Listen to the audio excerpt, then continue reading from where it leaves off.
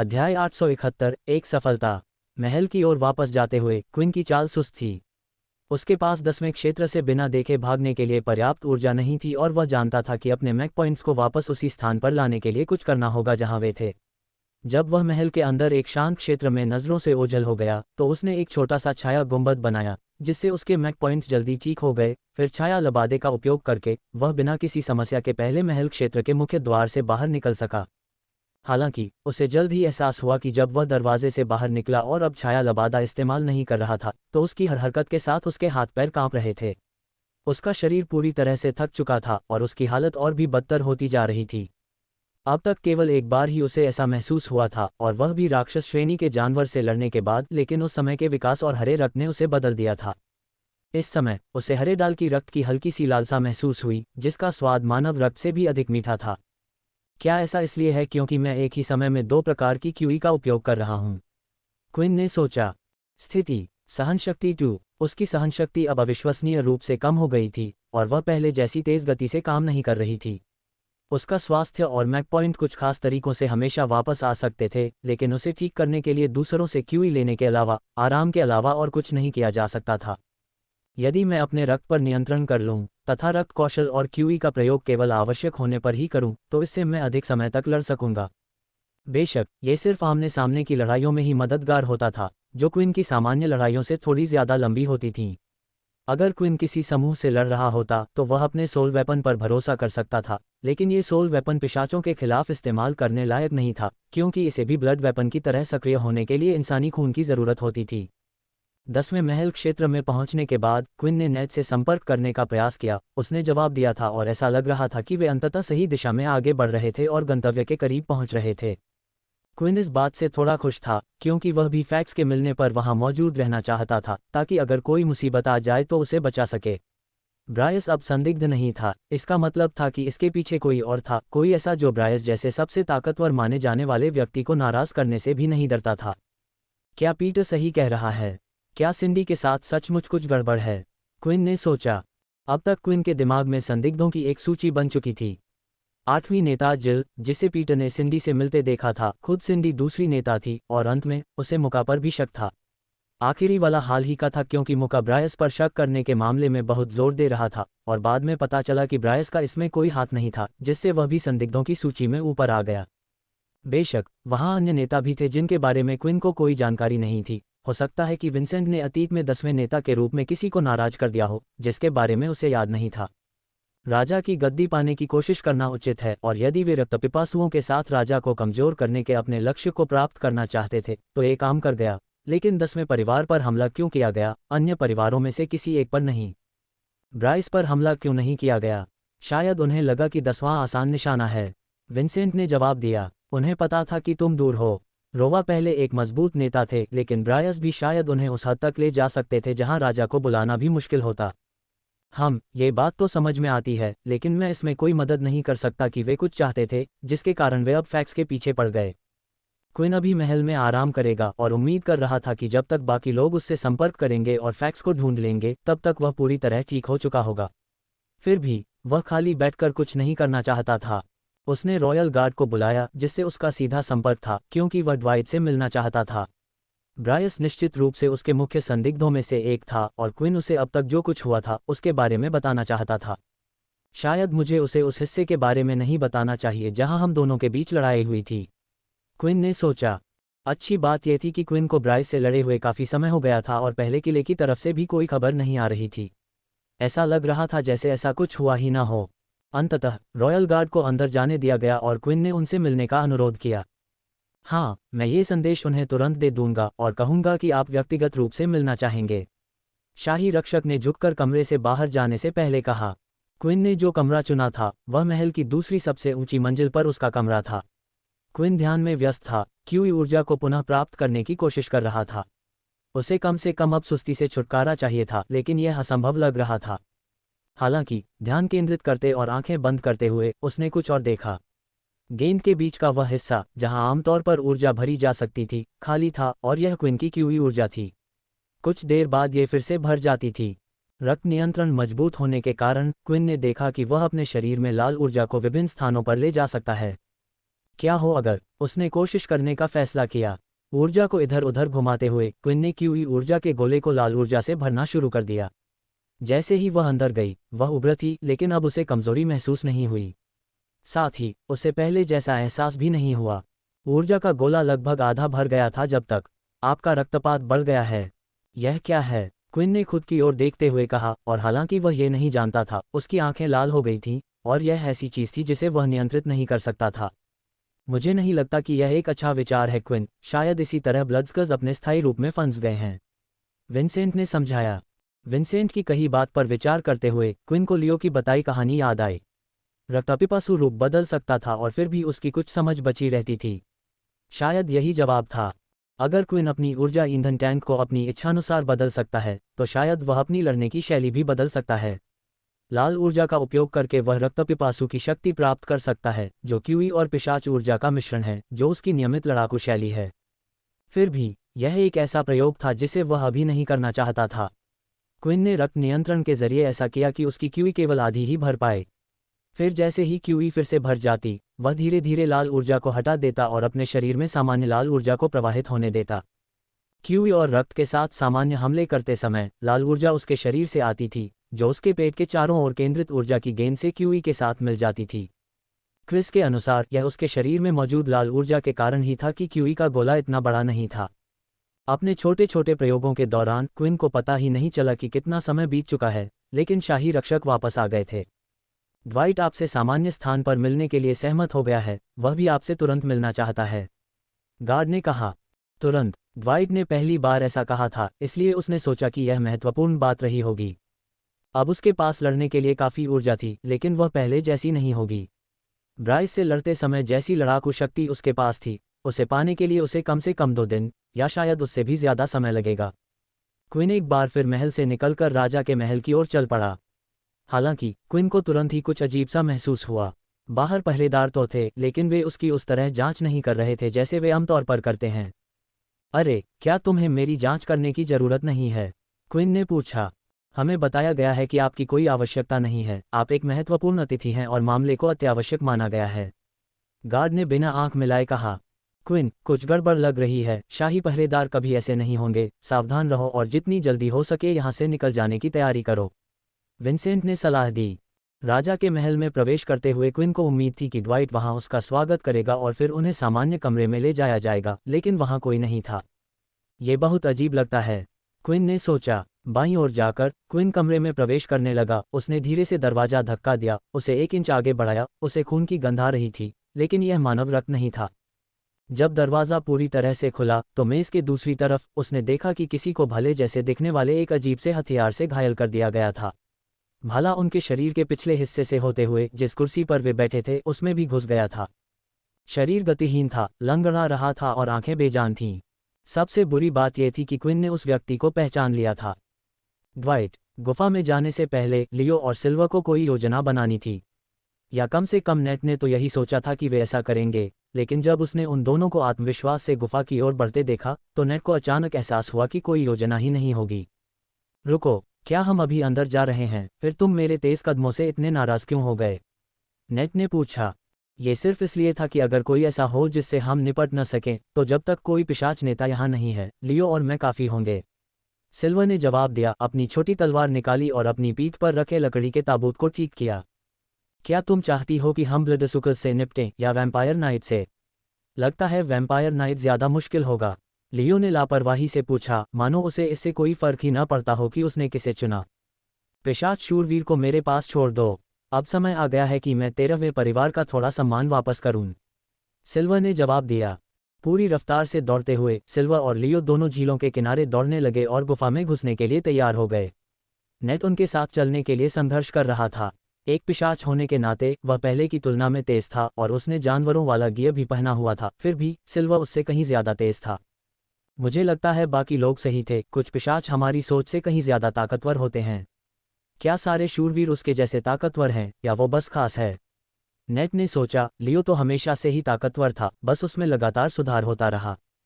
आगे झरना देखकर लियो ने अपनी तलवार तैयार की। दोनों झरने के ठीक सामने चट्टानों पर उछलने लगे। फिर म्यान से तलवार निकालकर लियो ने एक ही वार में पानी पर वार कर दिया। झरना कुछ सेकंड के लिए रुक गया और लहरें उन दोनों के पीछे गिरने लगीं। यह एक अद्भुत और अनोखा दृश्य था जिस पर नेट को यकीन नहीं हो रहा था, मानो कोई जादू हो। गुफा के अंदर ब्लडस्कर्स को देखा जा सकता था। अस्थायी इमारतों को घरों के रूप में इस्तेमाल किया जा रहा था। वास्तुकला पिशाचों की तरह विस्तृत नहीं थी, क्योंकि ऐसा लग रहा था कि वे सभी खराब तरीके से बनाए गए थे। हालांकि जो बात सबसे अधिक चौंकाने वाली थी वह ये थी कि गुफा के फर्श पर अनेक खाली प्लास्टिक रग पैक देखे जा सकते थे। मुझे पता था कोई न कोई निश्चित रूप से ब्लडस्कर्स के साथ काम कर रहा है, इससे इसकी पुष्टि होती है, सिल्वर ने कहा। सभी रक्तचूसकों का ध्यान घुसपैठियों पर गया और वे अपने बड़े बड़े नुकीले दांत दिखाते हुए गुर्राने लगे। सबसे पास वाला रक्तचूसक नीचे से अपनी जगह से छलांग लगाकर गुफा के द्वार तक पहुंच गया। सबसे पीछे एक नकाबपोश व्यक्ति दिखाई दिया और उसने ब्लडस्कर्स को किसी बात पर हंगामा करते भी देखा। लेकिन ब्लडस्कर्स को घुसपैठियों पर हमला करते देख पिशाच शांत रहा, जब तक कि उसने आगे क्या हुआ यह नहीं देखा। घुसपैठियों की ओर छलांग लगाने वाला रक्तपिपासु तेज और शक्तिशाली था, लेकिन गंजे सिर वाले आदमी ने अपने ब्लेड से एक ही झटके में रक्तपिपासु को 2 हिस्सों में विभाजित कर दिया, जिससे दोनों हिस्से फर्श पर गिर गए। एक ही बार, हुड वाले ने सोचा और तुरंत ही वे घबरा गए। हालांकि गुफा में केवल एक ही प्रवेश द्वार था और इस स्थिति में फंसने के डर से उन्होंने गुफा में और अंदर जाने का फैसला किया। आखिरकार वे गुफा के पिछले हिस्से में पहुंच गए और आगे ऐसा लग रहा था जैसे कोई रास्ता ही बंद हो। चारों तरफ ढूंढते हुए उस व्यक्ति को आखिरकार कुछ मिल ही गया। उसे अंदर धकेलते ही रास्ता बंद होने लगा और नकाबपोश व्यक्ति तेजी से कमरे में घुस गया। इसके तुरंत बाद उनके पीछे दरवाज़ा बंद हो गया। अरे, क्या तुमने आखिरकार मुझे यहाँ से जाने देने का फैसला कर लिया है? बेड़ियों के साथ एक आवाज़ आई। जिस कमरे में नकाबपोश व्यक्ति था वही कमरा फैक्स वाला था। तुम ही थे ना? तुमने उन्हें कैसे फ़ोन किया? नकाबपोश आदमी ने गुस्से से फैक्स की ओर बढ़ते हुए कहा। तुम्हें लगता है कि तुम्हारे बच जाने से हम रुक जाएंगे? हमारी सारी योजनाएं धरी की धरी रह जाएंगी। तुम्हें पता है कि हमें तुमसे जो चाहिए था वो हमें मिल ही गया था, बस तुम्हें इंतज़ार करना था और हम तुम्हें बिना किसी परेशानी के वापस कर देते। उन्हें फ़ोन करने से तो तुम्हें और भी परेशानी हो रही है। ये व्यक्ति किस बारे में बात कर रहा है? क्या उस छोटे सुअर को मदद मिल गई? क्या वह व्यक्ति जिसे क्विन कहा गया था मुझे बचाने के लिए यहाँ आया है? फैक्स ने उत्साहित होकर सोचा। अरे, मैं यहाँ हूँ, फैक्स ने जोर से चिल्लाकर कहा। फिर कमरे से भी बाहर से लड़ाई की आवाज़ें आने लगीं। दर्द भरी चीखें और गुर्राहटें सुनाई देने लगीं और ज़मीन में कंपन महसूस होने लगा। लेकिन ये ज़्यादा देर तक नहीं रहा और कुछ सेकंड बाद ये आवाज़ें बंद हो गईं। लियो सभी ब्लडस्कर्स से निपट चुका था और जो भी सिल्वर के रास्ते में आने की कोशिश करता उसे वह काट डालता। पीछे से आया नेट खुद को बेकार महसूस कर रहा था। जब तक वह गुफा तक पहुंचा वहां कोई ब्लडस्कर नहीं बचा था। उसने उनके शरीरों को देखा और सोचा कि वे क्या हैं।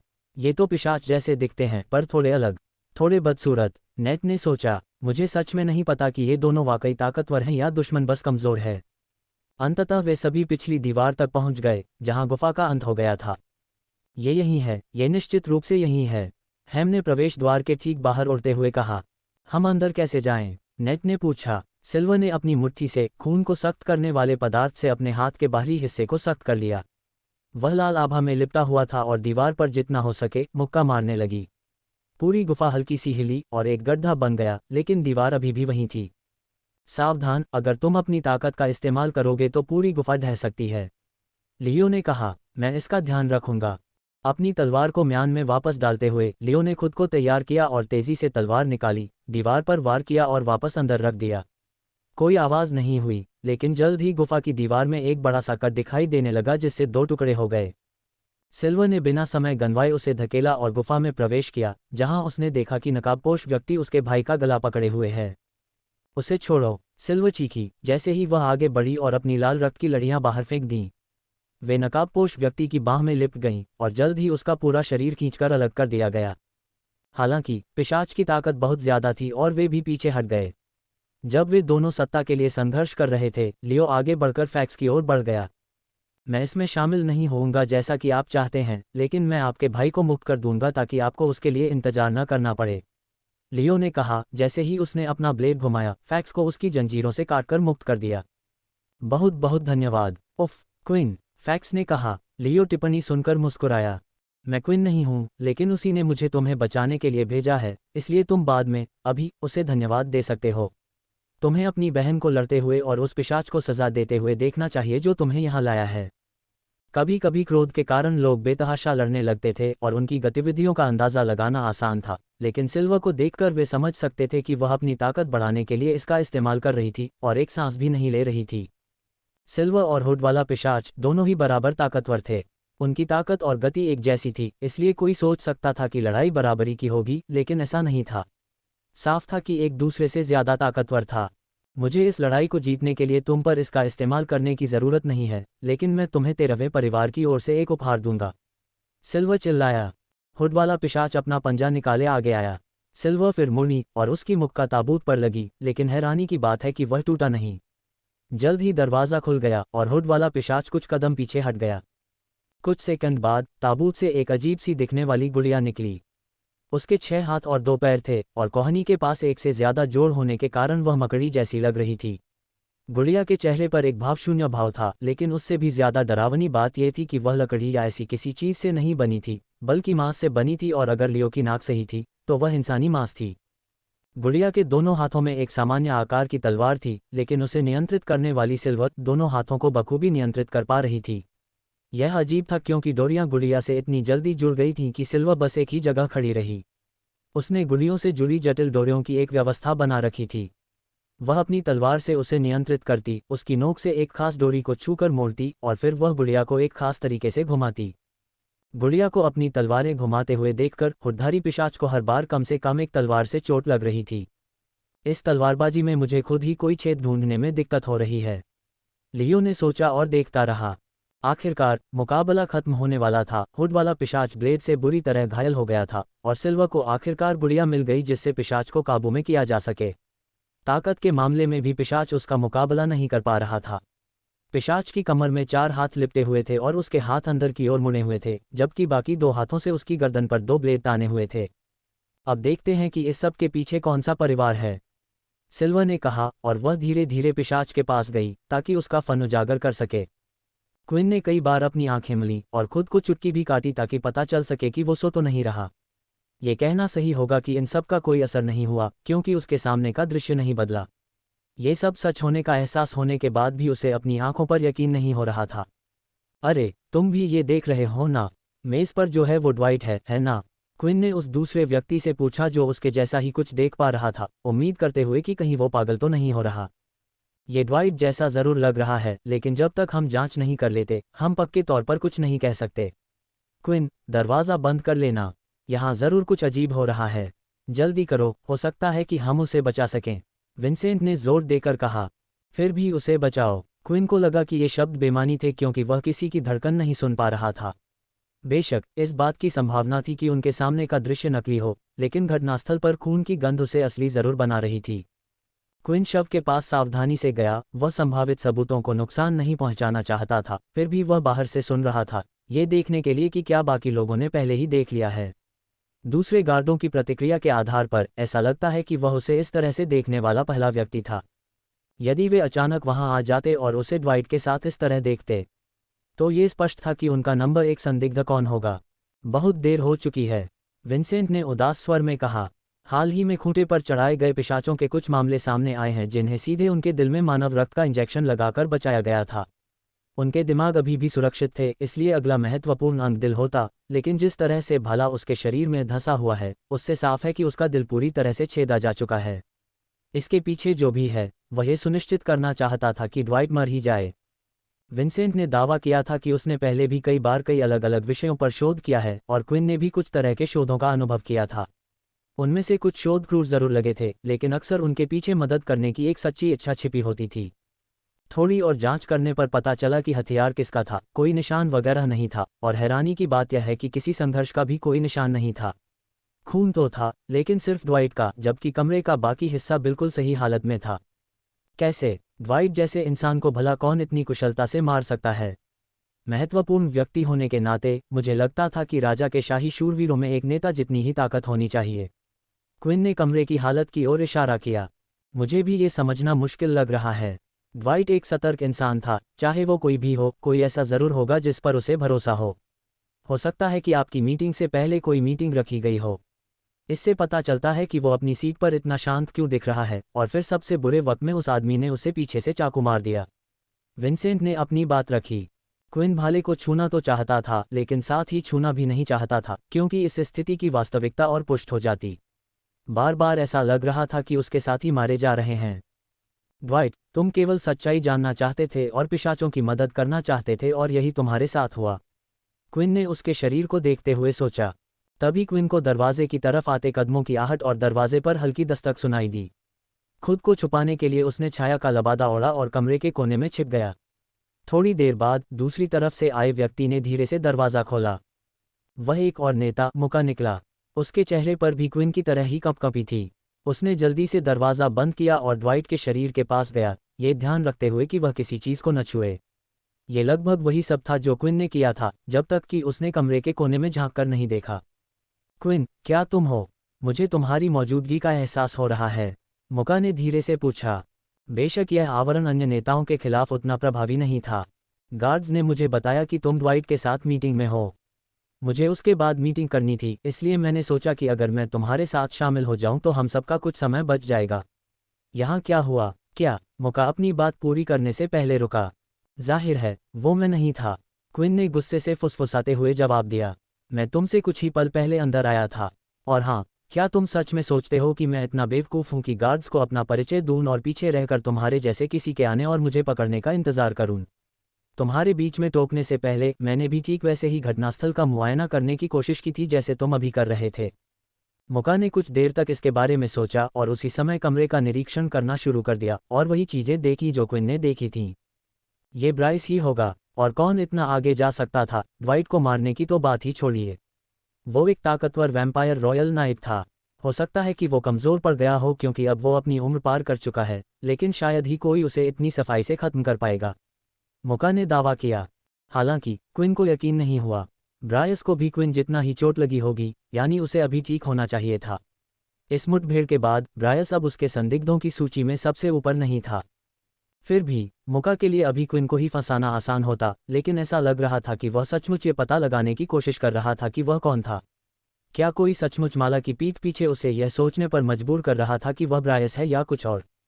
दोनों ने दरवाजे की तरफ मुंह घुमाया, तभी उन्हें जोरदार शोर सुनाई देने लगा और मुका के चेहरे पर अब हैरानी का भाव था। कुछ तो हुआ था, बस दोनों को पता नहीं था कि क्या हुआ था। क्विन, मुझे माफ़ करना, मुका ने कहा, लेकिन एक नेता होने के नाते मुझे अपना फ़र्ज़ निभाना होगा। वे तुम पर ड्वाइट की हत्या के संभावित प्रयास का आरोप लगा रहे हैं। यहाँ जो कुछ मैं देख रहा हूँ उसके आधार पर मुझे तुम्हें अदालत में लाना होगा और फैसला होने तक तुम्हें हिरासत में रखना होगा।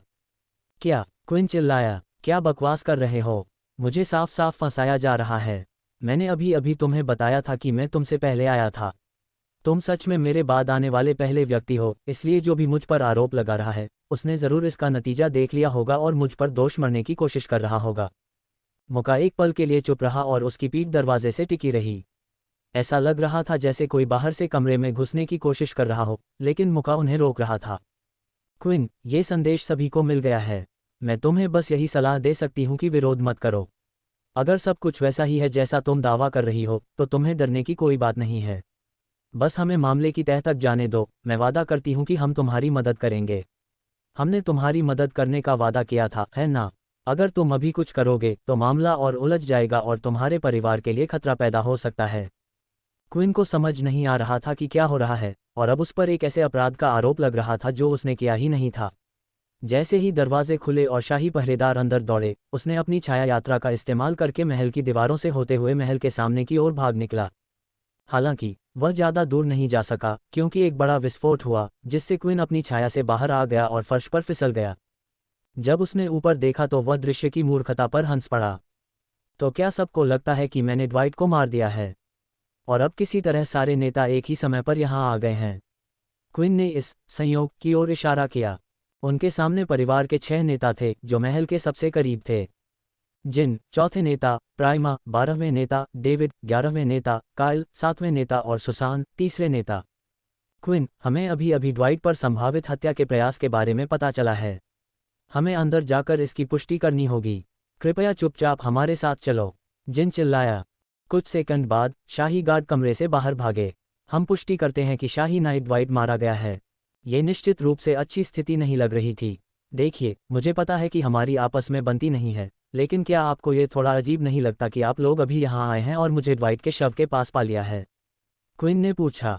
ये बिल्कुल भी अजीब नहीं है, सुसान ने जवाब दिया। हमें तुम्हारी बैठकों के बारे में पता था और हमारे पास शाही शूरवीर ड्वाइट को मारने की तुम्हारी योजना के सबूत भी हैं। हमने तुम्हें रंगे हाथों पकड़ने के लिए बस यही किया था।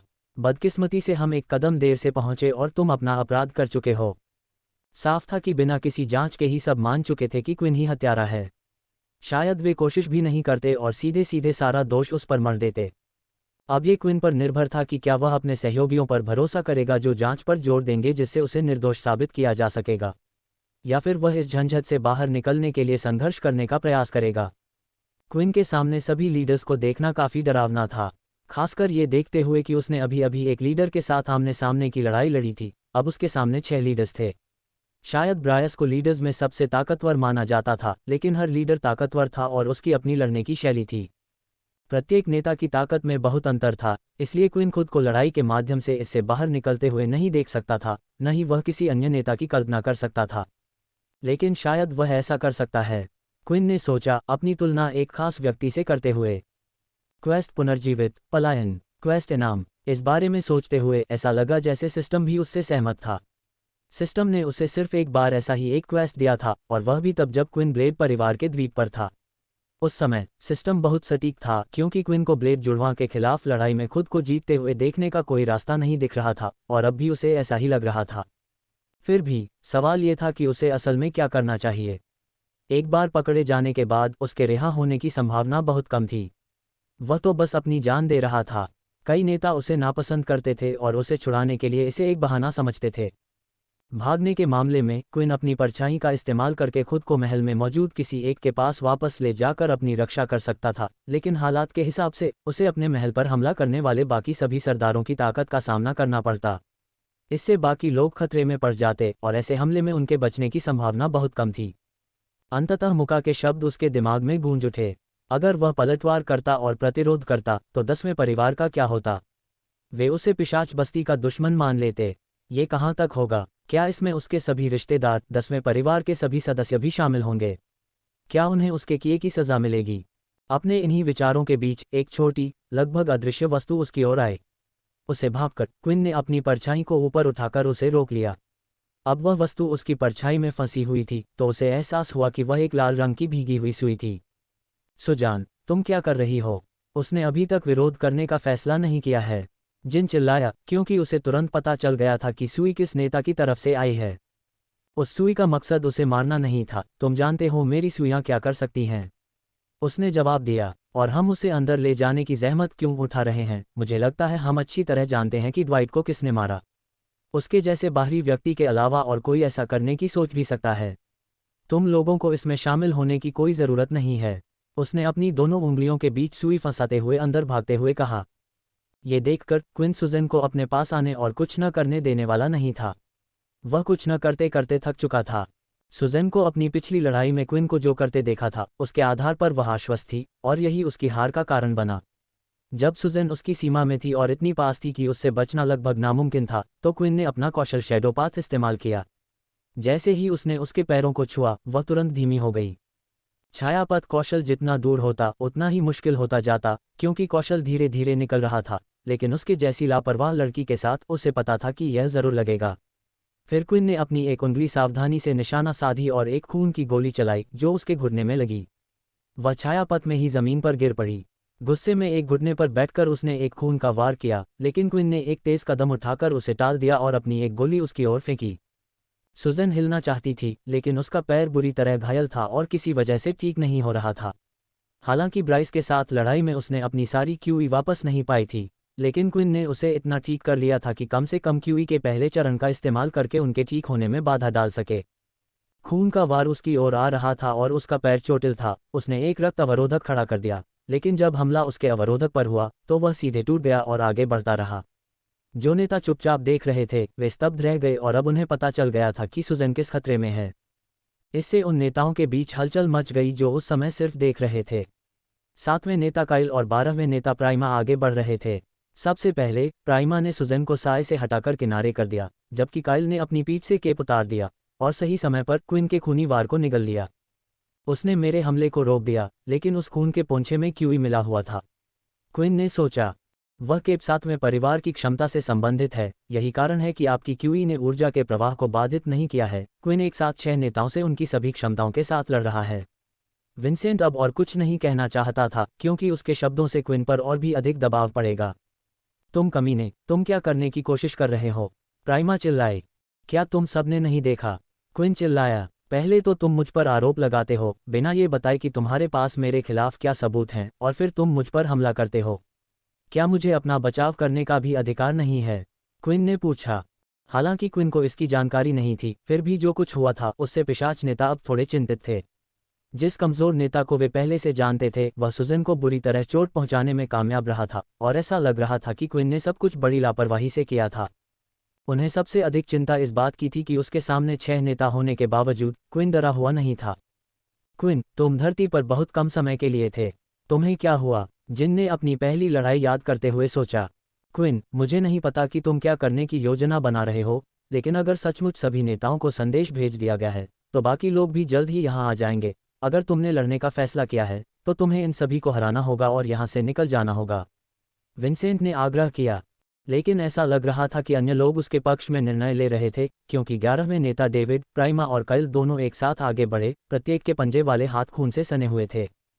खैर, उन्होंने तो पहले ही फैसला कर लिया है। वे मुझे अपनी बात समझाने का मौका भी नहीं देंगे, और मैं दूसरों को इसमें शामिल नहीं होने दूंगा, क्विन ने जवाब दिया। क्विन ने शैडो इक्विप का इस्तेमाल करके अपने चेहरे पर मास्क लगाया और महल से संपर्क स्थापित किया। संदेश पहुंच गया और अंततः पॉल तक पहुंच गया। पॉल, यह एक आपातकालीन स्थिति है, बस सुनो, क्विन ने कहा, जैसे ही उसने दूसरों पर खूनी हमले शुरू किए और अपनी परछाई का उपयोग करके उनके आने वाले हमलों को रोका। अगर उसकी टोपी हमलों को रोक सकती है, तो मुझे अपनी मुठ्ठियां ही चलानी पड़ेंगी। क्विन ने काइल के वार को सीधे झेला और उसकी जगह अपनी मुठ्ठियां मारी, जो उसके पंजे से होकर उसकी त्वचा को छू गईं। ये वार दर वार था, और वह जानता था कि परी के खून की वजह से इससे और ज्यादा दर्द होगा। सबसे बड़ी समस्या ये थी कि सभी नेता बहुत तेज थे, जिससे क्विन के लिए उन सभी से एक साथ लड़ना नामुमकिन था। अब उनमें से एक परी के खून से दर्द से चीख रहा था।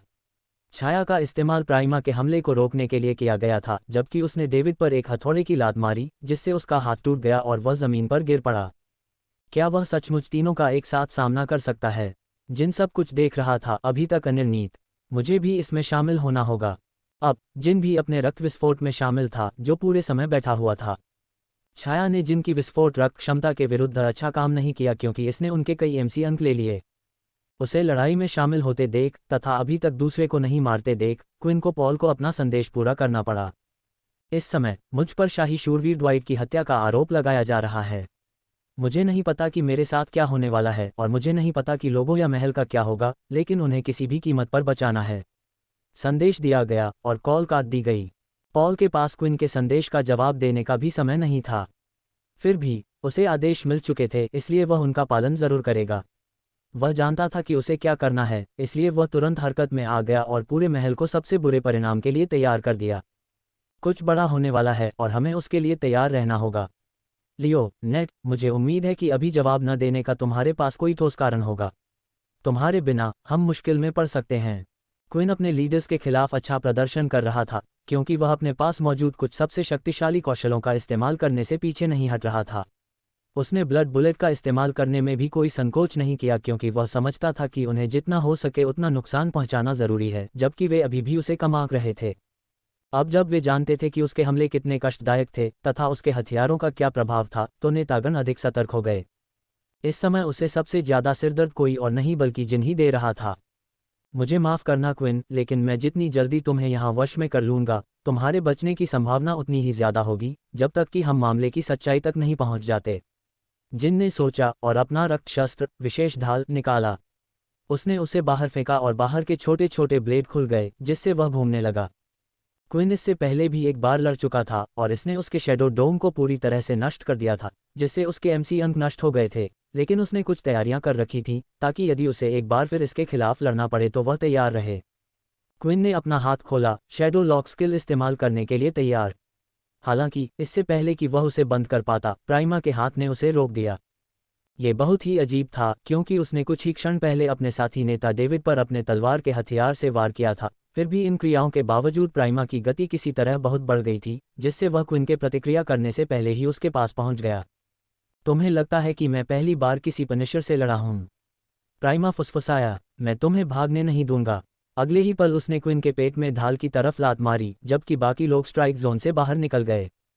घूमती ढाल से बहता खून धीरे धीरे क्विन के पास पहुंच रहा था, जिससे क्विन के पास अपने पूरे शरीर को परछाई में घेरने के अलावा कोई चारा नहीं बचा था। एक के बाद एक धमाके हुए, जो कुछ देर तक जारी रहे। क्विन अपने एमसी पॉइंट्स को गिरते हुए देख सकता था, जब तक कि धमाके आखिरकार बंद नहीं हो गए।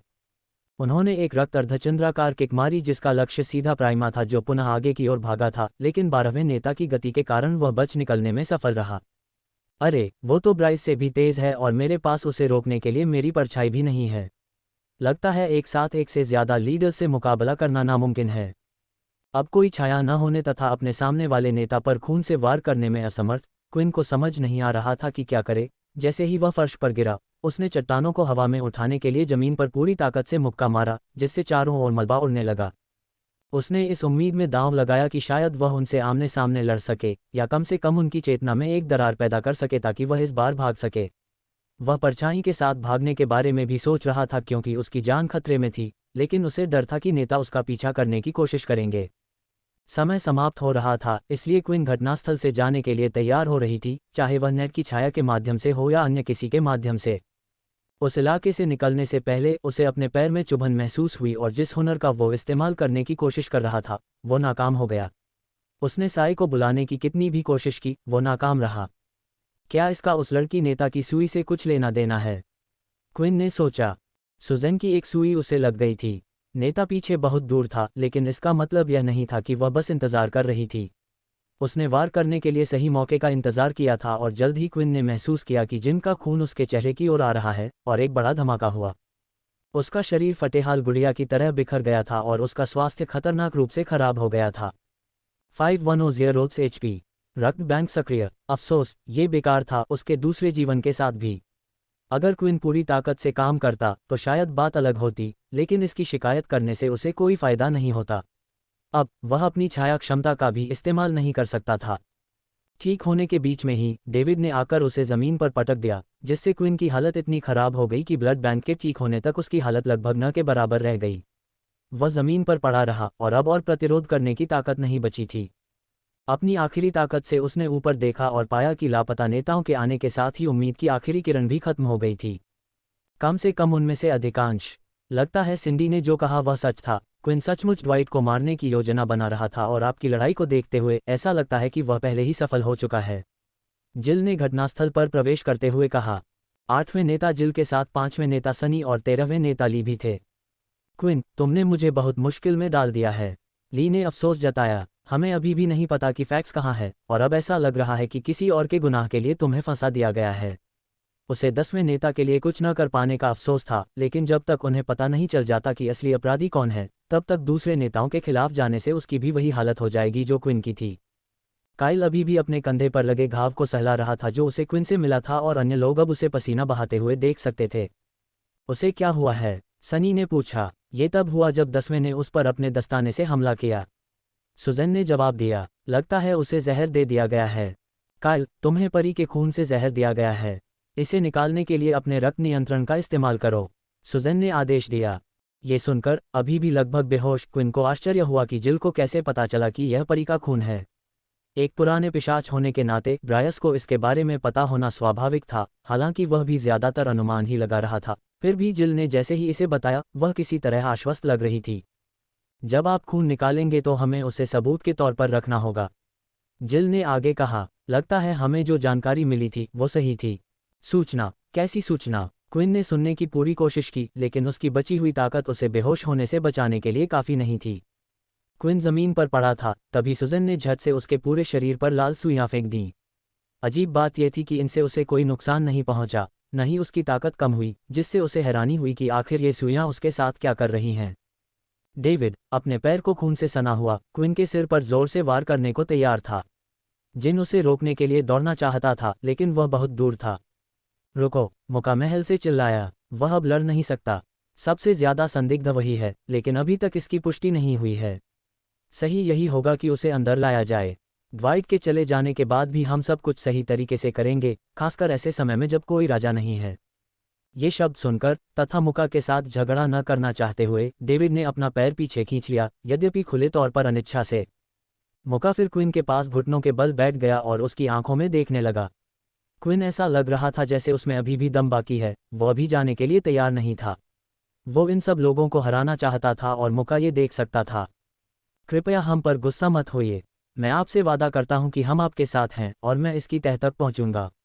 मैं ये सुनिश्चित करूंगा कि हम सही अपराधी को ढूंढें और आपको बचाएं।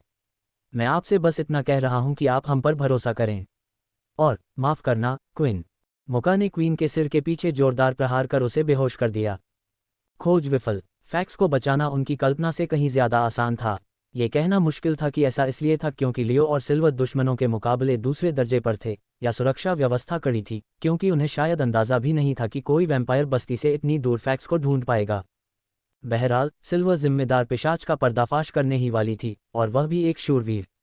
गुड़िया ने उस पिशाच को कसकर पकड़ लिया और उसका हुड ऊपर उठा दिया, जिससे छोटे भूरे बालों और लाल गुलाब जैसे गालों वाली एक जवान लड़की सामने आई। तुम, सिल्वर ने अपनी भावनाओं को समझते हुए कहा, तुम 8वें परिवार की शूरवीर एम्बर हो। मुझे पता था कि इसके पीछे किसी एक परिवार का हाथ है, लेकिन 8वां परिवार मेरे भाई के अपहरण में क्यों शामिल होगा? तुमने 10वें किले पर हमला करने के लिए ब्लड्सकर्स के साथ मिलकर काम क्यों किया? सिल्वर के दिमाग में इस सब के पीछे सिंडी या ब्राइस में से किसी एक का होना ही सही था। राजा को खत्म करने के लिए ब्लड्सकर्स के साथ मिलकर काम करने वाले ये दोनों ही सबसे संभावित उम्मीदवार थे जिससे उन्हें सीधा फायदा होता। तो फिर 8वें परिवार को इन सबसे क्या मिला? क्या उनका उपयोग सिर्फ इसलिए किया जा रहा था ताकि पृष्ठभूमि में मौजूद लोग जिम्मेदारी से इनकार कर सकें, या फिर इसके अलावा भी कुछ और था? अंबर केवल मुस्कुराए और कुछ ही देर बाद वह जोर से हंसने लगी, जो पूरी गुफा में गूंज उठी। क्या तुम भूल गए हो कि हमारे परिवार की क्या क्षमता है? क्या तुमने सच में सोचा था कि इस गुफा को ढूंढ लेने से सब कुछ हल हो जाएगा? नहीं, मैंने उन्हें बता दिया है कि तुम यहाँ हो। वे जानते हैं कि तुम्हारे पास शायद अभी फैक्स और मैं ही हैं। हमारी योजनाएं अभी भी चल रही हैं और अगर तुम जिंदा वापस आ गए तो खुशकिस्मत होगे। उस पल लियो को एम्बर के अंदर कुछ महसूस हुआ। वह अपने शरीर के अंदर की ऊर्जा के साथ कुछ कर रही थी। हालांकि लियो चाहता था कि सिल्वर उसे अकेले संभाले, लेकिन उसने हस्तक्षेप करने का फैसला किया क्योंकि वह इस सब का एक अभिन्न अंग थी और उसे अपने काम करने की इजाज़त नहीं दी जा सकती थी। वह दोनों लड़कियों के सामने खड़ा हो गया और अपना हाथ एम्बर के सिर पर रख दिया। कुछ ही देर बाद उसकी हंसी धीमी पड़ गई, क्योंकि पराजित शूरवीर को एहसास हो गया कि उसकी योजना काम नहीं कर रही थी। तुम क्या कर रहे हो, गंजे आदमी? अपना हाथ मुझसे हटाओ, एम्बर चिल्लाए। गुड़िया तुम्हें रोक रही है और मैंने तुम्हारी ऊर्जा छीन ली है, इसलिए तुम्हारे पास खुद को मारने का कोई मौका नहीं है। जब हम वापस आएंगे तो तुम ब्लड्सकर्स के साथ काम करने की अपनी छोटी सी कहानी उन सब के साथ साझा करोगे। अगर तुम न भी चाहो तो भी मुझे यकीन है कि कुछ पिशाच तुम्हारे दिमाग से सारी जानकारी निकाल सकते हैं। लियो ने कहा। एम्बर क्या करने वाली थी, ये समझकर सिल्वर ने उसके चारों ओर ढेर सारी डोरी लपेटी और उसे उस लकड़ी के बक्से में रख दिया जो वे ले जा रहे थे। वह चलते हुए भी कठपुतली को नियंत्रित कर सकती थी, बस इस तरह से करना ज़्यादा कष्टदायक था। हालांकि इससे ये सुनिश्चित हो जाता था कि उनकी कैदी फिर कभी खुद को नुकसान नहीं पहुंचा पाएगी, और लियो हमेशा देख सकता था कि क्या उसने पिछली बार जैसा कोई करतब दिखाने की कोशिश की थी। एम्बर को काबू में करके समूह गुफा से बाहर निकल गया।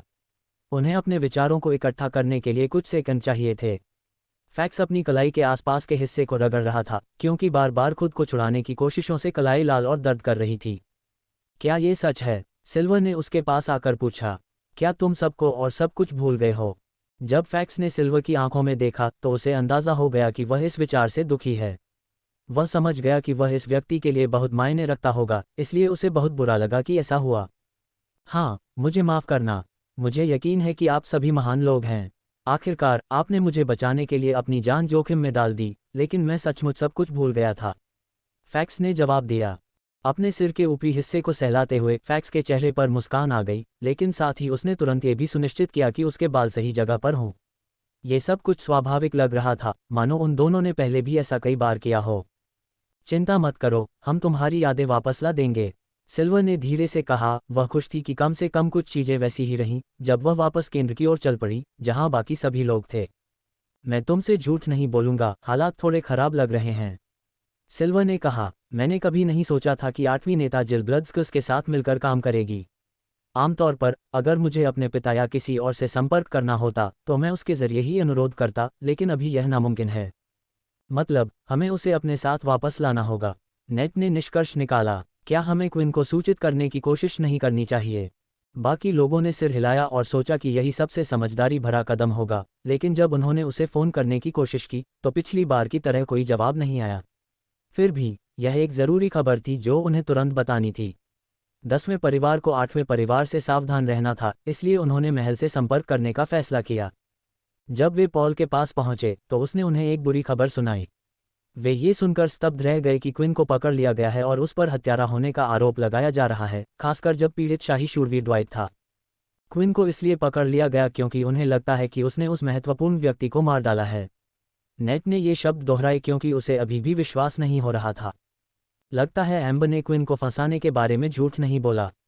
कोई तो 8वें परिवार के साथ काम कर रहा होगा और अपनी काबिलियत की वजह से उन्हें हर परिवार की स्थिति का अंदाज़ा था। सिल्वर ने समझाया, मुझे पहले ही कुछ समझ लेना चाहिए था। लियो ने खुद को दोषी ठहराया। उस समय एडवर्ड ने जिल के जरिए राजा के महल से संपर्क करने की कोशिश की थी, लेकिन बात नहीं बन पाई। उस समय मुझे दूसरे नेताओं के बारे में ज़्यादा जानकारी नहीं थी, लेकिन अब मुझे शक है कि यह कोई इत्तेफाक नहीं था। क्विन का क्या होगा? क्या वे उसे मार देंगे? नेट ने पूछा। खैर, अभी तो उन्होंने उसे एक संदिग्ध के तौर पर ही पकड़ा है, इसलिए उन्हें सबसे पहले पूरी तरह से आश्वस्त होना होगा कि वही है। हालांकि 8वां परिवार और जो भी उसके साथ काम कर रहा है, उसने शायद उसके खिलाफ कुछ सबूत पहले ही तैयार कर लिए होंगे। अब हमें जल्द से जल्द एम्बर के साथ लौटना होगा और नेताओं को उन्हें दूसरों के सामने शामिल करने का मौका देना होगा, पर्दे के पीछे नहीं। सिल्वर ने कहा।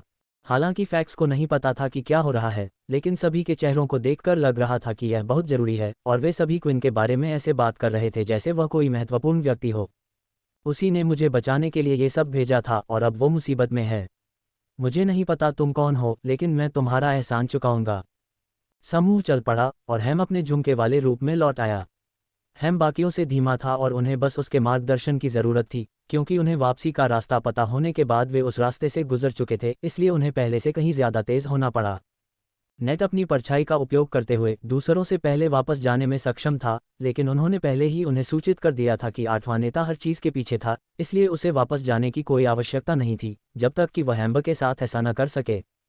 दुर्भाग्य से उसके कौशल के कारण यह संभव नहीं था। क्विन ही एकमात्र व्यक्ति था जो दूसरों के बीच यात्रा कर सकता था। बाकी लोग अभी भी छाया क्षमता का उपयोग करना सीख रहे थे। वे भागते हुए जंगल में वापस चले गए और अच्छी गति से आगे बढ़े। नेट थकने लगा था, लेकिन उसने खुद को उसके साथ चलने के लिए मजबूर किया, हालांकि उसे पता था कि वह हमेशा के लिए ऐसा नहीं कर सकता। उस पल उसने सोचा कि काश उसने शैडो ट्रैवलिंग स्किल सीख ली होती ताकि खुद के लिए यह आसान हो जाता। एक समय ऐसा आया जब वह उन दोनों को खो चुका था, लेकिन इससे कोई फर्क नहीं पड़ा क्योंकि वह और फैक्स अकेले ही आगे बढ़ते रहे। लेकिन जल्द ही उन्होंने उन्हें फिर से देखा और किसी वजह से वे वहीं जम गए थे और उनके हथियार निकल आए थे। क्या बात है? क्या गड़बड़ है? नेट ने थक कर पूछा। तैयार हो जाओ, हम पर हमला हो रहा है, लियो चिल्लाया। एक बार जब दो युवा पिशाचों ने उन्हें पकड़ लिया तो उन चारों ने एक दूसरे की ओर पीट करके गुड़िया के साथ सभी कोनों को ढक लिया। पेड़ों के हिलने की आवाज़ सुनाई दी और नेट को पता था कि वहाँ एक से अधिक दुश्मन हैं। हालांकि उसे सबसे ज़्यादा चिंता इस बात की थी कि गुफा में प्रवेश करते समय लियो के चेहरे पर जो भाव थे उसके विपरीत यह ऐसा लग रहा था जैसे वह चिंतित था। यह क्या है? फैक्स ने पूछा। मुझे गुफा में कुछ जीव दिखाई दे रहे हैं, कुल मिलाकर 10 से भी कम, लेकिन वे भी उतने ही ताकतवर हैं, इसलिए उन्हें कम मत आंको, लियो ने जवाब दिया। असली समस्या तो एक और है। आखिरी वाले की ताकत लगभग नेताओं जितनी ही है, या शायद उससे भी थोड़ी ज्यादा। क्या तुम रोवा की बात कर रहे हो? लेकिन उसे तो मर जाना चाहिए था, सिल्वर चिल्लाया। नहीं, वे रोवा जितने ताकतवर नहीं हैं और वे पिशाच हैं। जंगल से निकलकर जिस जगह वे थे वहां एक पिशाच दिखाई दिया। एक अधेड़ उम्र का आदमी, कंधों तक लंबे काले बाल और घुमावदार मूंछें। यह एक ऐसा पिशाच था जिसे लियो ने पहले कभी नहीं देखा था। लेकिन जब सिल्वर की नज़र उस आदमी पर पड़ी तो वह उसे केवल चित्रों में देखी गई छवियों से ही मिला सकी। यह असंभव, असली पिशाच यहाँ क्या कर रहा है? सभी पिशाच शूरवीरों और परिवार के मुखियाओं को एक संदेश भेजा गया था जिसमें बताया गया था कि 10वें परिवार के मुखिया क्विन को इस समय एक उच्च स्तरीय खतरा माना जा रहा है। ऐसे सबूत थे जो बताते थे कि उसने पिशाचों के खिलाफ कोई साजिश रची थी। पॉल को भी वह संदेश मिला था जिसमें उसे संभावित गद्दार पर नजर रखने के लिए कहा गया था और आदेश दिया गया था कि वह परिवार के अन्य नेताओं या रॉयल गार्ड में से किसी एक को सूचित करे ताकि उसे न्याय के कटघरे में लाया जा सके। पॉल को पिशाच जगत में बिताए थोड़े से समय और परिषद कक्ष में अन्य नेताओं के चेहरों पर जो भाव दिखाई दिए थे उसके आधार पर उसे पता था कि ऐसा कुछ होना तय है। उसने पहले भी कई बार ऐसा अनुभव किया था जब वह भी प्रधान सेनापति के पद तक पहुंचने की कोशिश कर रहा था। फर्क इतना था कि लगभग सभी क्विन के खिलाफ थे और दूसरे नेताओं में उसका कोई खास सहयोगी नहीं था। वह जो भी समझौते करता उनमें सिर्फ नरमी बरती जाती और दूसरों को फायदा होता। पॉल ने तुरंत हरकत में आते हुए महल के भीतरी इलाके के सभी पिशाचों को मीनार के पास के द्वारों पर तैनात पिशाचों को छोड़कर महल में प्रवेश करने के लिए बुला लिया। उन सभी को लोगान द्वारा बनाया गया एक मुखौटा दिया गया था।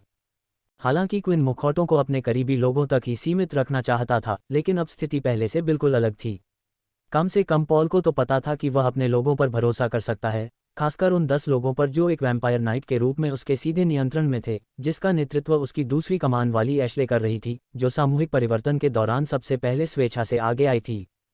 जब उन्हें बुलाया गया तो सभी को पता था कि कुछ गड़बड़ है, लेकिन पॉल ने कोई जानकारी नहीं दी। इससे वे और भी अटकलें लगाने लगे और उनकी चिंता और बढ़ गई। समय बीतता गया और आखिरकार थोड़ी देर बाद उसे एक और संदेश मिला। 10वें नेता को पकड़ लिया गया है और परिषद द्वारा निर्णय लिए जाने तक उसे बंदी बनाकर रखा जाएगा। ये संक्षिप्त विवरण था और 8वें नेता जिल द्वारा व्यक्तिगत रूप से प्रस्तुत किया गया था। हालांकि ये पॉल की अपेक्षा से भी बदतर परिणाम था। उसने सिंहासन कक्ष के बगल वाले भोजन कक्ष में एक बैठक बुलाई। इसमें क्विन के सभी करीबी और महत्वपूर्ण लोग शामिल थे। लियो की टीम से संवाद करना असंभव था, जिससे उन्हें लग रहा था कि वे अपने बचाव अभियान में व्यस्त हैं। जब सभी लोग भोजन कक्ष में एकत्र हो गए तो कुछ लोग पीछे की ओर और कुछ लोग आगे की ओर मुंह करके खड़े हो गए, कुछ लोग खड़े हो गए और कुछ लोग खाली सीटों पर बैठ गए। मुझे खेद है कि मैंने आपको बिना कुछ बताए बुला लिया, पॉल ने कहना शुरू किया। वे सभी पहले से ही जानते थे कि क्विन में ज़रूर कुछ गड़बड़ है। जब वह अपनी लड़ाई के बीच में था, दूसरों से पिट रहा था, तो उन सभी ने इसे महसूस किया था। नेता और निर्माता के बीच के बंधन में एक भयानक खिंचाव महसूस हो रहा था। किसी ने क्वीन पर शाही शूरवीर ड्वाइट की हत्या का आरोप लगाया है और परिवार के दूसरे नेताओं ने उसे पकड़ लिया है और इस समय उसे हिरासत में रखा है। मुझे यकीन है कि आप में से बहुतों के मन में कई सवाल होंगे, लेकिन सच कहूं तो मेरे पास भी पूरी जानकारी नहीं है। फिर भी मुझे डर है कि पृष्ठभूमि में इससे कहीं ज्यादा कुछ और चल रहा है।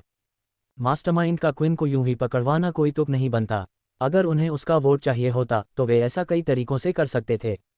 इसलिए मुझे लगता है कि कुछ बड़ा हो रहा है, इसलिए हमें महल की सुरक्षा पर ध्यान केंद्रित करना होगा, पॉल ने समझाया। ये सुनकर सबसे पहले पीटर ने अपनी मुट्ठी मेज पर इतनी जोर से पटकी कि उसका कोना टूट गया। बकवास, वे उसे इस बकवास में कैसे फंसा सकते हैं? ये तो दूसरा नेता है, पीटर ने दावा किया। ये सब उन्हीं के पीछे है। हमें आगे बढ़ना होगा और उससे जो कुछ भी उसने किया है उसे कबूल करवाना होगा। पीटर, हम यूं ही नहीं जा सकते, सैम ने उसे रोका। यहाँ हमारा परिवार छोटा है और उन सब के सामने टिकने की ताकत नहीं रखता। मेरा मतलब है कि एक संभावना ये भी है कि हम लोगान से कह सकें कि वह शापित जहाज के लिए एक टेलीपोर्टर बनाए और उन्हें मदद के लिए बुलाए, लेकिन बाकी परिवारों की ताकत और उनके व्यवहार को देखते हुए मुझे डर है कि तब भी यह एक आत्मघाती मिशन होगा। इसलिए मुझे लगता है कि बेहतर होगा कि हम अपनी सुरक्षा खुद ही करें, पॉल ने निष्कर्ष निकाला। इस घटना से ठीक पहले क्विन ने मुझे एक संदेश छोड़ा था। मुझे वाकई हैरानी है कि उसे इस बात का अंदाज़ा था कि ऐसा कुछ हो सकता है, इसीलिए उसने उस जगह के आसपास के टावरों और मूर्तियों में जितना हो सके उतना सुधार करवाया था। मुझे नहीं लगता कि सैम ने जो सुझाव दिया है वह कोई बुरा विचार है, लेकिन हमें उन्हें यहाँ नहीं लाना चाहिए। अगर दूसरे परिवार हम पर हमला करते हैं तो हमें उन्हें रोकने के लिए उपकरणों का इस्तेमाल करना चाहिए और खुद शापित जहाज पर वापस भाग जाना चाहिए। हाँ, हो सकता है कि हमें ढूंढा जाए, लेकिन अगर नौबत आ गई तो वैम्पायर वर्ल्ड में रहना बहुत ज़्यादा जोखिम भरा होगा। क्या तुम हमें क्विन को छोड़ देने के लिए नहीं कह रहे हो? पीटर ने वैम्पायर नाइट पर आरोप लगाया। उसने तुम्हारे लिए इतना कुछ किया है, उसने हमें यहाँ कितनी बार बचाया है। वापस आने के बाद भी उसने अपना ज़्यादातर समय परिवार में सबकी देखभाल में बिताया है। अगर हम यहाँ से चले गए और कुछ नहीं किया तो यह उसके लिए मौत की सज़ा होगी। समूह ने इस विषय पर और अधिक चर्चा की और जल्दी ही दो गुट उभर आए, एक जो अपनी जान बचाना चाहते थे और दूसरे जो वहीं रहकर क्विन को बचाना चाहते थे। दुर्भाग्य से परिवार के नेताओं के पास उसके खिलाफ कथित तौर पर जो सबूत थे उनके बारे में उन्हें कोई जानकारी नहीं थी। इसके अलावा लियो और सिल्वर की तरफ से भी कोई खबर नहीं थी। हम क्विन को नहीं छोड़ सकते, लैला ने अचानक कहा। कम से कम मैं पीटर से तो सहमत हो सकती हूँ। अगर हम में से कोई भी उसकी स्थिति में होता तो वह हमारी मदद के लिए रुक जाता। उसने दूसरों की रक्षा के लिए और यहाँ तक कि पॉल तुम्हारी भी रक्षा के लिए शापित गुट बनाया था। मुझे पता है कि एक जनरल होने के नाते तुम ज़्यादातर लोगों के लिए क्या अच्छा है यही सोचते हो, लेकिन इस बार मुझे लगता है तुम गलत हो। मुझे लगता है कि ज़्यादातर लोग क्विन की मदद करना चाहते हैं। ये सुनकर पॉल ने कमरे में चारों ओर देखा और उसने शापित गुट के सभी लोगों के चेहरों पर दृढ़ निश्चय देखा, जिनमें से कुछ लोग महल में रुके हुए थे, जैसे कि टिम्मी और एरिन। लगता है इस मामले में मैं आप सबको बिल्कुल गलत समझ रहा हूँ। बहुत अच्छा, लेकिन मैं किसी को भी क्विन के बारे में फैसला सुनाए बिना कुछ भी करने से मना करता हूँ, पॉल ने घोषणा की, और हम लियो के लौटने का भी इंतजार करेंगे। इस बीच मैं चाहता हूं कि एरिन लियो के प्रशिक्षित पिशाचों के समूह को लेकर पूर्वी द्वार की रक्षा करे। मैं एशले और अपने समूह को पश्चिमी द्वार पर भेज दूंगा, जबकि सैम तुम मुख्य द्वार यानी उत्तरी द्वार की जिम्मेदारी संभालोगे। मैं तुम्हें उनसे भिड़ने के लिए नहीं कह रहा, बस उन्हें देखते रहने और उनकी गति धीमी करने के लिए कह रहा हूँ। क्विन ने मुझे दिखाया है कि ये मीनारें और मूर्तियाँ क्या कर सकती हैं, और अगर दूसरे परिवार हमला करते हैं तो उन्हें बहुत बड़ा झटका लगेगा। पॉल ने बैठक समाप्त होते हुए कहा। कुछ लोग असंतुष्ट थे, विशेष रूप से पीटर, क्योंकि वह अभी आकर क्विन को बचाने का प्रयास करना चाहता था, लेकिन लोगान ने उसे तर्क देकर शांत किया, ये कहते हुए कि इससे क्विन को लाभ की बजाय नुकसान होगा। हालांकि एक व्यक्ति कमरे से बाहर निकलते समय पहले की तुलना में थोड़ा अधिक चिंतित था। अरे, क्या तुम ठीक हो? लैला ने सिया की पीठ पर हाथ फेरते हुए पूछा। उसका चेहरा पसीने से लथपथ था और उसे थोड़ी सी अस्वस्थता महसूस हो रही थी। हाँ, मुझे बस थोड़ी तबीयत खराब लग रही है, मैं ठीक हो जाऊंगी। वह मुस्कुराए और गलियारे से होते हुए अपने कमरे में चली गई। चलते समय वह सोचे बिना नहीं रह सकी कि पीटर ने क्या कहा था, कैसे दूसरी नेता सिंडी हर चीज़ के पीछे थी। अगर यह सच था तो अब वह सोचने लगी थी कि क्या वह किसी तरह से इन सब के लिए जिम्मेदार थी। सिया के मन में क्विन के लिए पहले जैसी ही नकारात्मक भावनाएं थीं, क्विन की वजह से उसकी याददाश्त चली गई थी। लैला का उसे पसंद करना इस बात को और भी बदतर बना देता था। सिंडी उसके साथ बहुत अच्छा व्यवहार करती रही थी। उसने जो दृश्य देखा था उसे सच न होने देने के लिए उसने सिंडी को पीटर की देखी हुई बात बताने का फैसला किया कि कैसे पीटर ने उसे 8वें नेता के साथ देखने का दावा किया था। उसने सोचा कि शायद यह उन दोनों के बीच हुई गलतफहमी होगी जिसके कारण क्विन ने सिंडी की हत्या कर दी, लेकिन जब वह उससे दोबारा मिलने गई तो कुछ अजीब हुआ था। क्या ये सचमुच मेरी गलती है?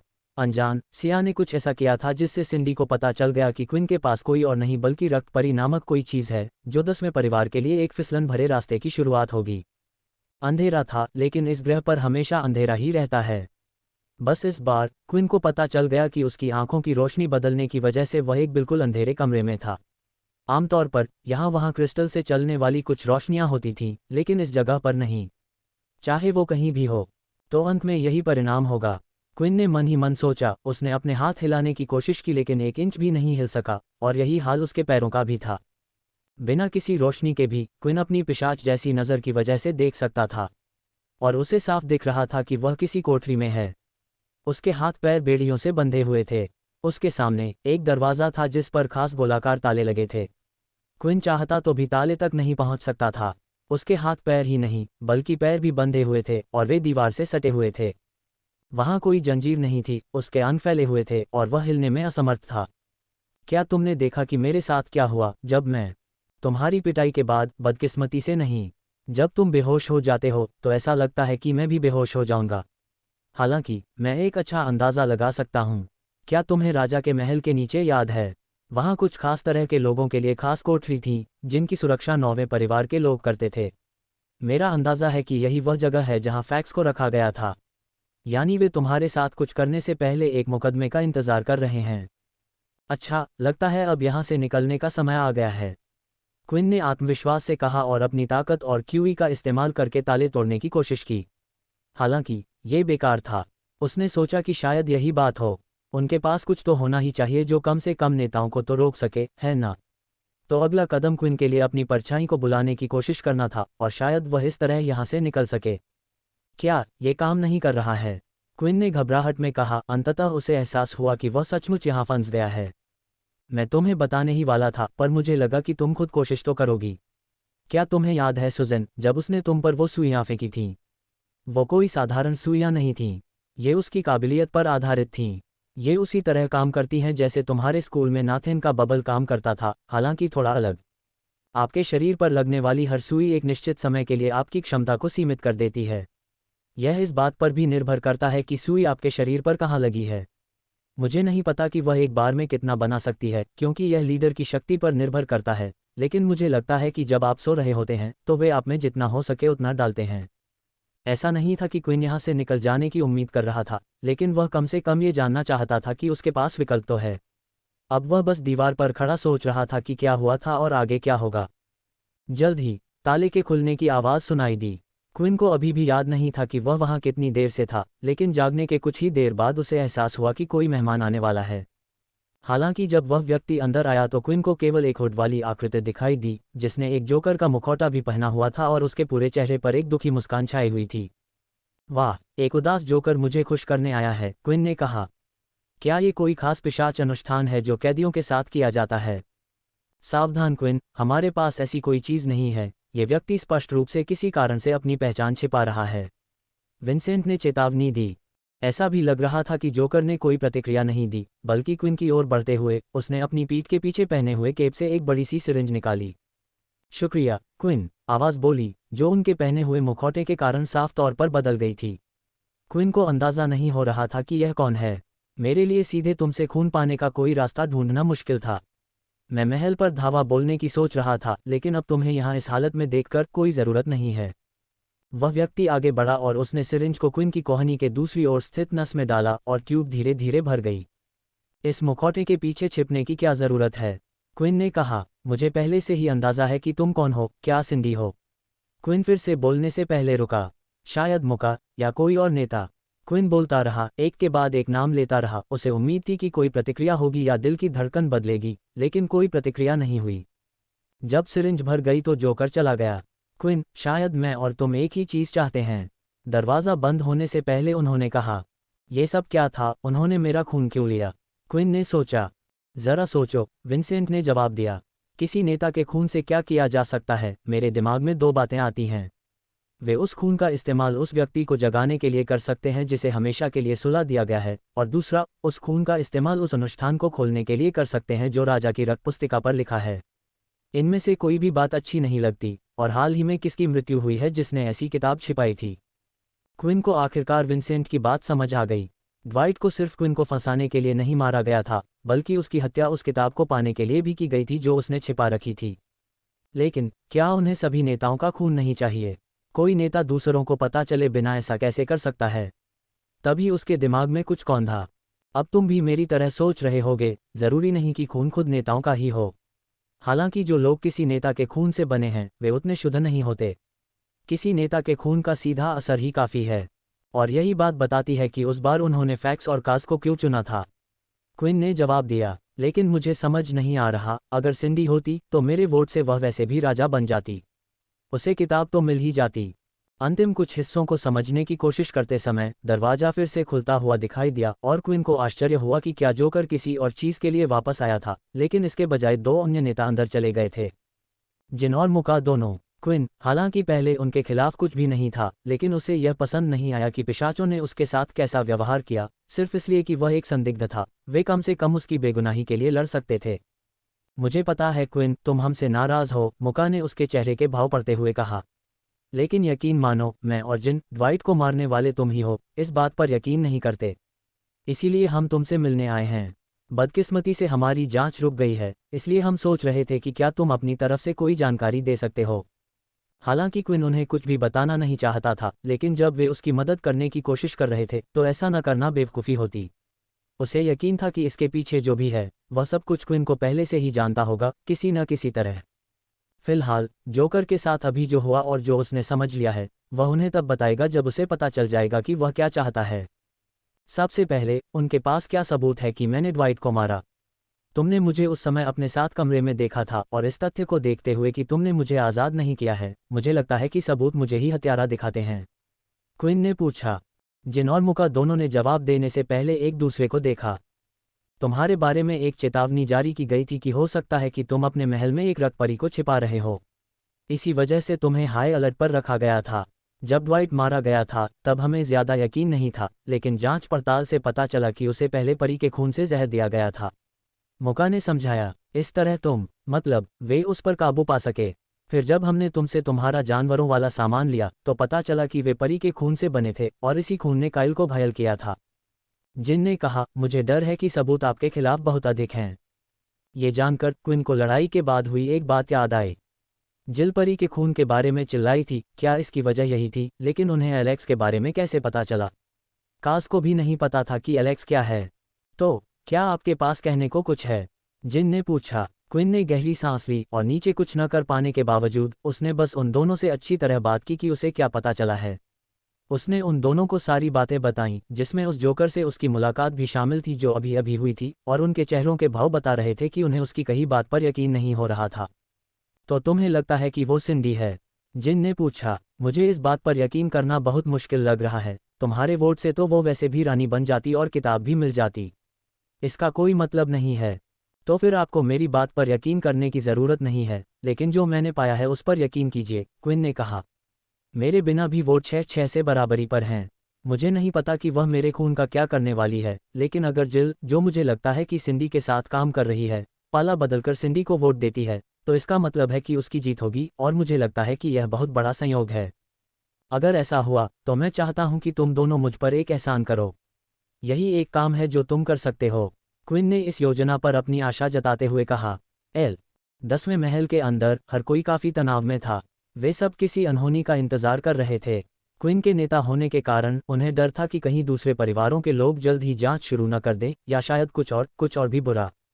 क्या उन्हें ज़रूरी सबूतों की तलाश में महल पर धावा बोल दिया जाए, या फिर क्विन से जुड़े सभी लोगों को ठिकाने लगाने का फैसला हो जाए। दूसरे नेताओं और परिषद के सदस्यों की खामोशी उन पर दिन ब दिन असर डाल रही थी। हालांकि इसके बाद जो कुछ घटित हुआ उसकी भविष्यवाणी पॉल ने नहीं की थी। पॉल, क्या तुम वहां हो? सैम ने उसे मिले मास्क में से एक पहनकर पूछा। गेट पर तैनात लोग अब हर समय मास्क पहने हुए थे, क्योंकि बेस तक लगातार संपर्क करना जरूरी था और जरूरत पड़ने पर बाकियों को भी चेतावनी देनी पड़ती थी। पॉल ने पूछा, बोलो, क्या तुमने किसी दूसरे परिवार से किसी को आते देखा है? बिल्कुल नहीं, नॉर्थ गेट पर लोग हैं, लेकिन वे दूसरे परिवारों से नहीं हैं, वे 10वें परिवार से हैं। सैम ने दावा किया।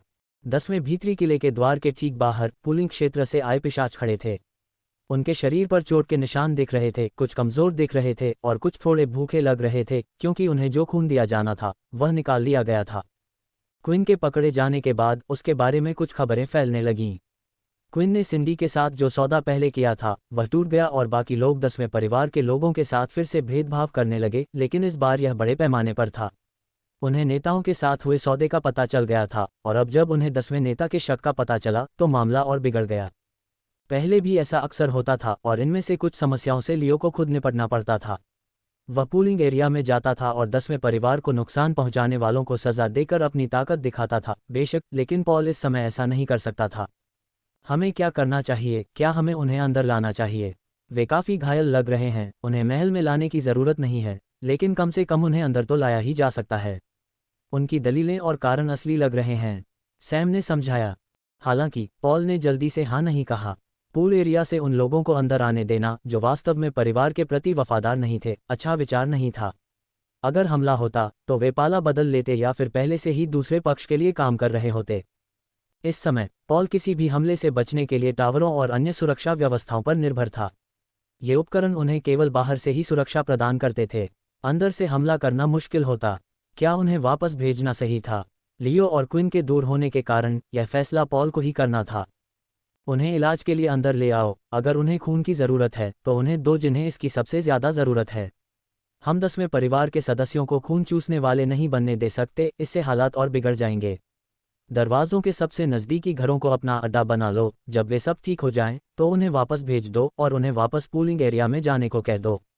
अगर वे फिर से वापस आएं, तो उनका फिर से इलाज करो। फिलहाल हम यही कर सकते हैं, पॉल ने आदेश दिया। एक को अंदर आने देने से जल्द ही सभी को अंदर आने का मौका मिल जाता, जिससे उन पर बोझ पड़ता। जैसा कहा गया था वैसा ही करते हुए सैम ने उन सभी की मदद की जो वह कर सकता था। महल के अंदर और भी गतिविधियां जारी रहीं, क्योंकि एलेक्स ने पॉल की टीम के लिए और साथ ही लियो की पिशाचों की टीम के लिए उसके खून से बने हथियार बनाने का काम पूरा कर लिया था। ये 10वें परिवार की उन खास चीज़ों में से एक थी जो दूसरे परिवारों की तुलना में उनके पास थी, जिसके बारे में उन्हें पता नहीं था। आदेश था कि हथियारों को अभी महल के अंदर ही रखा जाए, क्योंकि एलेक्स के खून से बने हथियारों का रंग अलग और विशिष्ट था। छाया क्षमता वाले लोगों के लिए तो ये ठीक था, क्योंकि यह उनके आयामी स्थान में छिपा हुआ था, लेकिन दूसरों के लिए यह बहुत स्पष्ट था। ये बात जानकर सिया अब और भी ज्यादा चिंतित हो गई कि उसने क्या किया है। वह अपने कमरे में लेटी हुई थी और उसके बिस्तर के पास एक लाल कोड़ा रखा था, एक हथियार जो एलेक्स ने उसे दिया था। जो लोग छाया क्षमता जानते थे उन्हें कुछ समय पहले एलेक्स से हथियार मिले थे। यह उनकी आयामी अंतरिक्ष क्षमता के कारण था और जाहिर तौर पर सिया ने भी इसका उपयोग करना सीख लिया था।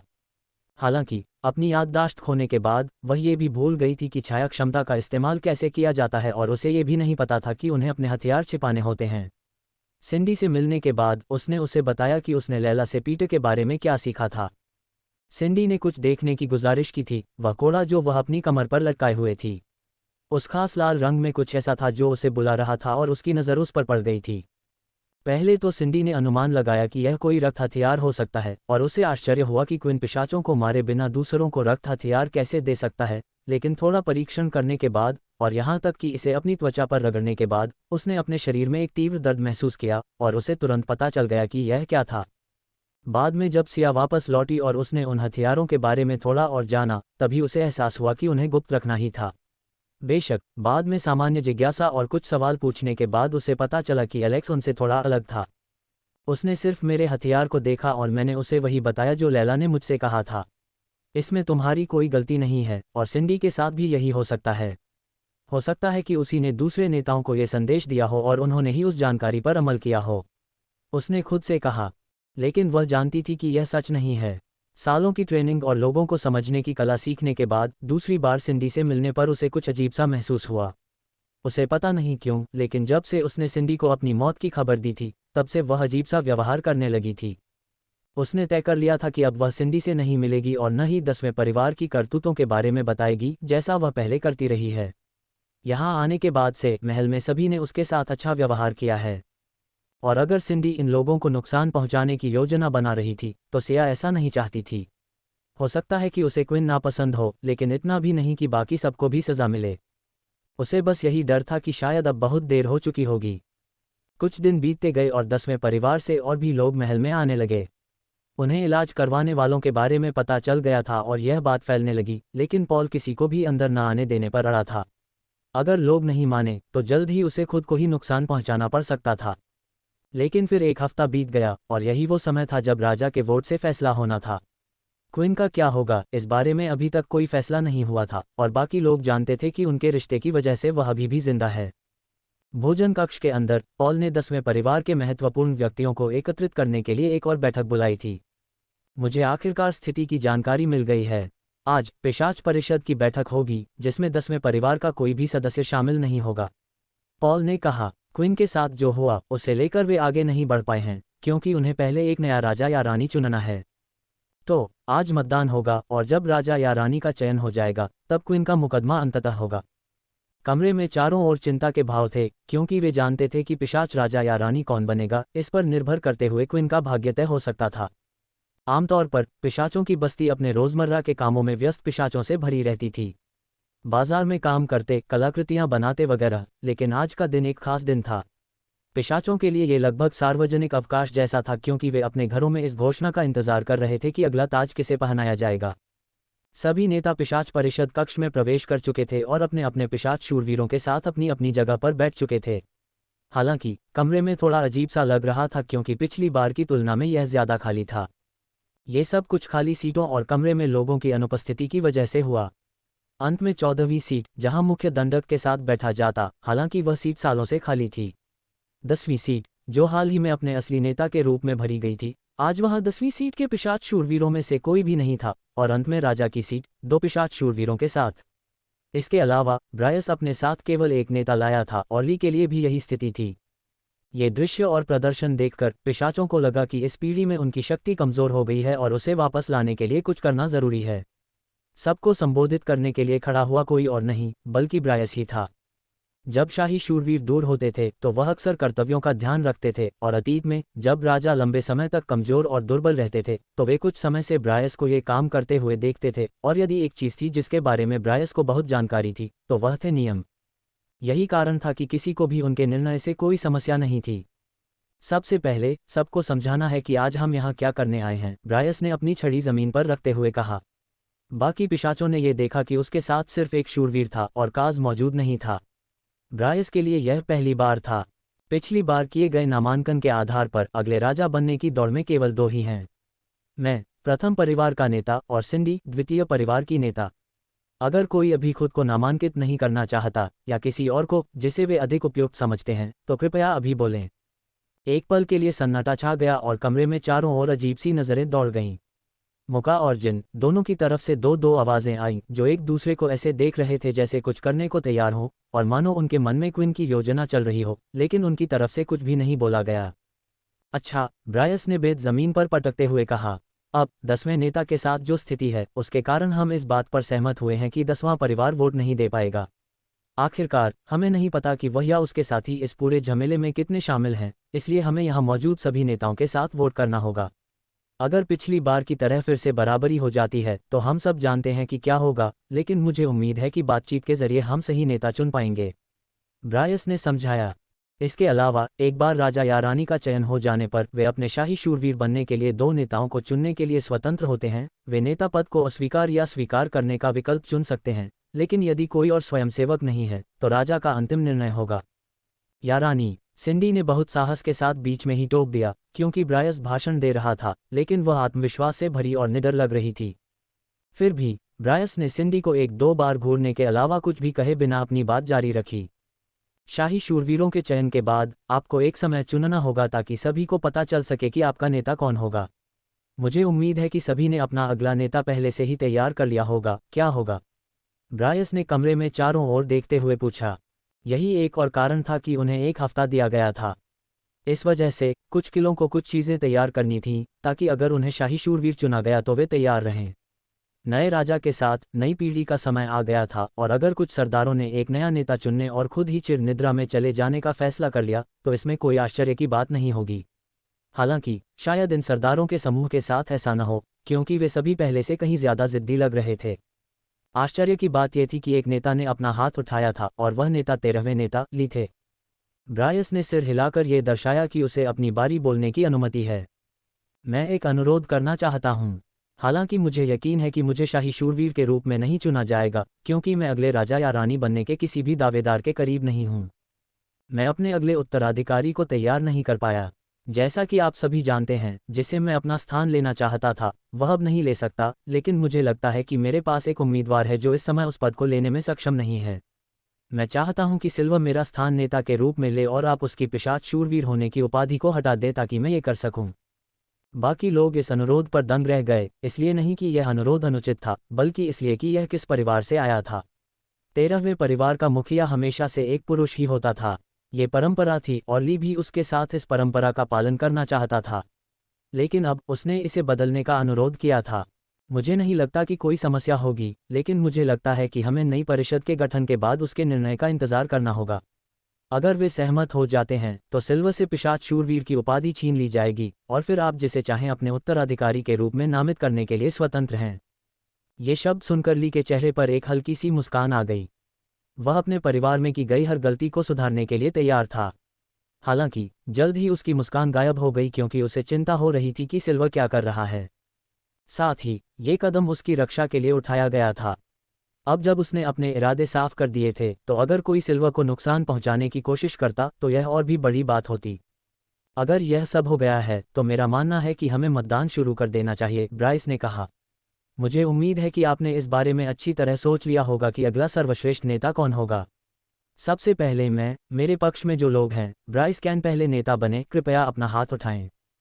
धीरे धीरे कमरे में हाथ उठने लगे। तीसरे परिवार की सुजन, मस्कट परिवार की, छठे परिवार की मुखिया, 7वें परिवार की काइल और 12वें परिवार की प्राइमा, लेकिन उसके बाद कोई और हाथ नहीं उठे। कुल मिलाकर केवल 4 लोगों ने ब्रायस को वोट दिया था, जिसका मतलब था कि आज विजेता घोषित किया जाएगा। जहां तक उस व्यक्ति का प्रश्न है जिसने पहले ब्रायस को नामांकित किया था लेकिन इस बार उसे वोट नहीं दिया, वह कोई और नहीं बल्कि 8वीं नेता जिल थी। सब समझ गए कि ब्रायस के लिए यह अप्रत्याशित था, क्योंकि बेत उसके हाथों में हिलने लगी थी। अपनी तरफ से इस अप्रत्याशित मोड़ पर वह गुस्से से उबल रहा था, लेकिन उसने अपनी जुबान काट ली और शांत रहा, कुछ नहीं बोला। बहुत अच्छा, जो भी सिंडीचा को वोट देना चाहते हैं कृपया अपना हाथ उठाएं, ब्रायस ने पूछा, और 5वें, 11वें और 12वें परिवार के सनी, डेविड और ली ने सबसे पहले अपने हाथ उठाए। थोड़ी देर बाद अपेक्षित टन 8वें परिवार की जिल ने भी अपना हाथ उठाया। बस अंतिम 2 वोटों की जरूरत थी और जिन और मुका दोनों ने एक दूसरे की ओर देखा और अपना हाथ उठाया।